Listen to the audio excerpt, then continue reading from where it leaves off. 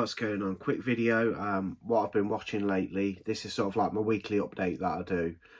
Got 6 films to talk about. I'll start with the first very shortly.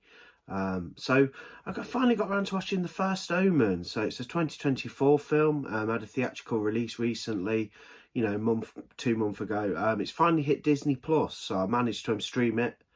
So I did just that. So The First Omen, what are my thoughts? Well, I thought it was all right. I don't think it didn't blow me away or anything. Some of the Omen sequels haven't, like from the older series as well. I love the original. The second one's pretty good. Third one's pretty good. Never seen the TV movie, the fourth one, which I do have in a Screen Factory set. I need to get around to that. The remakes was okay, kind of pointless. You know, the 2006 remake, quite a big fuss was made of that because it was released on the 666 in the UK. Don't know about maybe in America as well, but they made a bit of a fuss about that. It was all right. Anyway, this is The First Omen. It tells the origin stories of the Omen. You know, where did Damien come from? Basically tells the story of this aspiring nun, Margaret, going through her trials and tribulations, and you know, she comes across this young girl who seems tormented and she thinks she's possessed and stuff.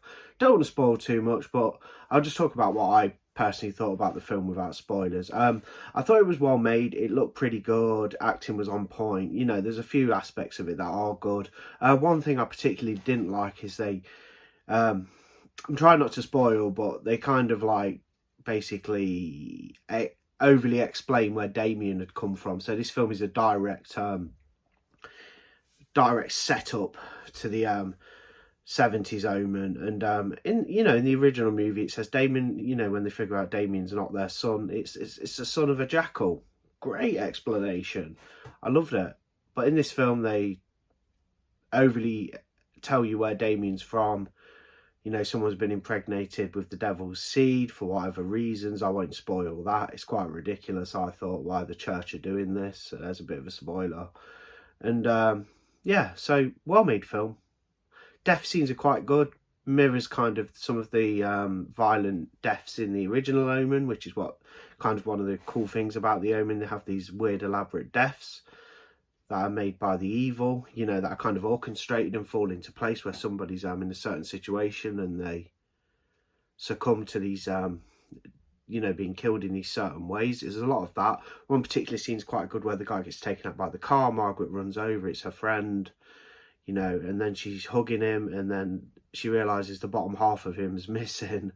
That was pretty good. So death scenes and stuff, quite good. It's got quite a good atmosphere.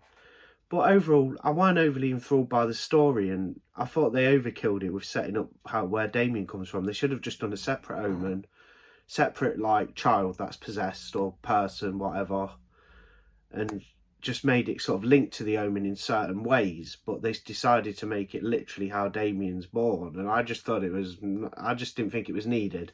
So quite unnecessary to me, but not a bad film. Streamed it on Disney Plus. Quite fortunate to do that. Is it one I'd pick up? Maybe. Add it to the Omen collection since I have the Screen Factory set and I have all the others, so I may as well add it. It's the 6th film in the franchise overall out of all the other sequels and prequels and stuff. I'll give it a 3 out of 5. It was kind of good. It was a good light. It was better than some new horror output. I mean, I didn't hate it. Anyway, on to another. I'll just go through this quickly. I watched A Perversion Story from Lucio Fulci, which is a sort of exploitation film. You know, a lot of nudity about this scientist guy who, let me just have a little look again. Basically starts having an affair with somebody who looks like his dead wife, and tries to unravel the mystery. Yeah, I perhaps didn't give it the attention it deserved. It's one that'll stay in my collection. It's a Mondo Macabre release. To be fair, I found it quite forgettable. It's not typical Fulci's like great horror stuff that I enjoy, you know. Stuff like Zombie and The Beyond, you know, some great films like that. Not even as good as some of his giallos like The Psychic or Lizard in a Woman's Skin or Don't Torture a Duckling. But, you know, it's definitely one I'll revisit and I'll give it another go. I just wasn't overall into it, really. I do like these kind of movies as well. These like 60s, 70s sort of exploitation films. I think this one's from '69. Yeah, I normally like these sleazy kind of films. I just didn't this one didn't really resonate with me. I just found the plot a little bit boring, but it's one I'll give a go to again. There will be a bit of streaming coverage in this, as I've watched as I did the first Omen. That was an Disney Plus watch. I got some physical bits to show, and I'll talk about one that I watched on digital, which was an Apple download, because I do collect digital movies from the Apple store, so I can play them on any TV through the app. So you get them quite cheap, so it suits me. If a release is a little bit expensive on Blu-ray or whatnot, and I'm not too bothered about collecting it per se, I'll check it out on iTunes and then maybe get back to trying to get it on physical. But I watched this one anyway, Followers. It's a British found footage film. What year is it from? Does it say 2021? I'm not going to bash the film too much, but it was poor. It's just about these influencer people who basically are trying to like uncover whether there's a ghost in this house they're staying in for a reality TV show, and it just didn't hit the mark. There's some great fan footage movies out there, of course, the Paranormal Activity franchise, Blair Witch Project, even more. Exists is quite a good one. There's a number of others, but this Followers just didn't hit the mark with me.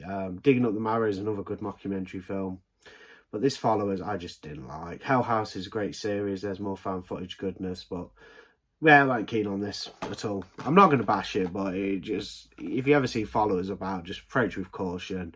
Trust me, it sounds better than it is, and it's probably one to stream if it hits Netflix or something. I wasn't too bothered about that. So I'll talk about one I downloaded on Apple. Didn't pay too much for it. Vinegar Syndrome have released it, but the edition goes for a lot of money, and it's actually out of print, even the standard. And that's Incubus from 1982. So this was a great movie. Like, I really want the Vinegar Syndrome release of this. Hopefully they'll do a 4K maybe down the line, and I can grab that. But watched Incubus from 1982.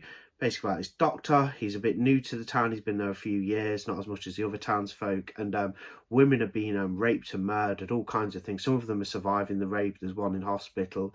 And they're saying they're being raped by some weird creature and stuff like that. And it all leads to a kind of occult witchcraft-y kind of ending. Very good 80s film. You don't really see the graphic rape, so it's not like I spit on your grave or anything like that. Like, it's just implied. A few brutal scenes and stuff, bit of violence, but really good. Really enjoyed Incubus. I gave that a, what did I give it? 3.5, I think, out of 5. So good result. Am I missing anything? What have I talked about? First Omen, 3, 4, 5, Incubus. I feel like I'm missing something, but I don't know if I am.